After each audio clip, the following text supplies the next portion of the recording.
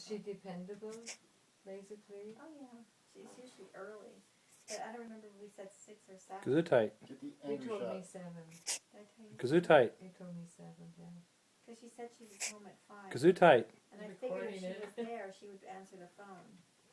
Because it takes her about 20 minutes to Gesundheit. get here. Yeah.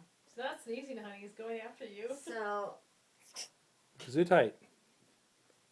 he's hissing at you. Gesundheit. Gesundheit. Now, you guys also wanted to meet Edith, right?